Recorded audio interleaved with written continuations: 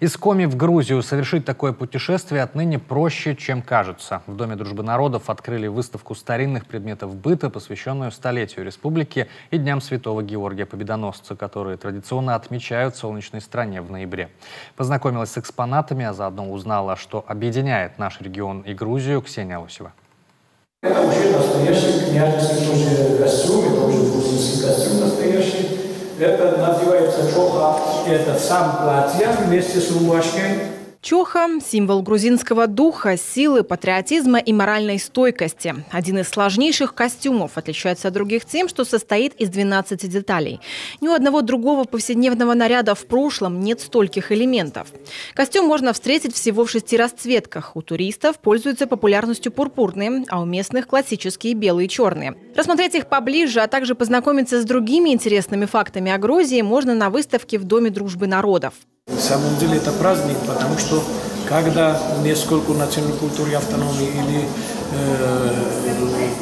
люди разных национальностей объединяются, и каждый хочет показать свои обычаи, свои утвари, там все, понимаете, это начинается какое-то интересное соревнование. И когда соревнование, всегда есть чем удивить друг друга.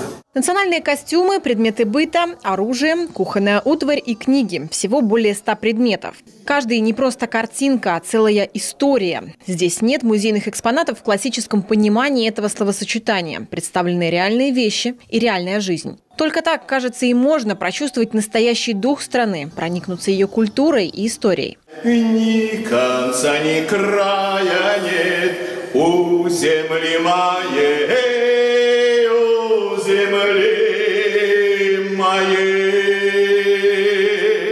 А эти строки уже о нашей республике. Вторая часть выставки посвящена быту коми народа. В коллекции предметы, которые бережно хранятся и передаются из поколения в поколение не один десяток лет.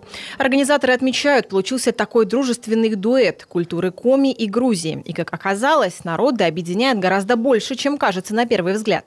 Идея вот этой выставки, она родилась в прошлом году, когда мы реализовывали стратегию уже администрации города Ухты.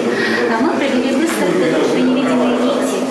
И как раз таки решили объединить, что одна выставка, одна экспозиция, которая конечно, очень хорошо. Но когда она удваивается, там две такие большие выставки, то это вдвойне интереснее. И тем более это может показать содружество Коми и грузинского. Отправиться в Грузию, не выезжая за пределы республики, можно будет в течение нескольких месяцев. Выставка продлится до 20 ноября. Впрочем, и после общение между народами не прекратится. Экспозиция – лишь начало большой и крепкой дружбы. Цикл мероприятий грузинской автономии в Доме дружбы народов продолжится. А совсем скоро там же откроется и кабинет музейно-просветительской деятельности грузин. Ксения Лосева, телеканал Юрган.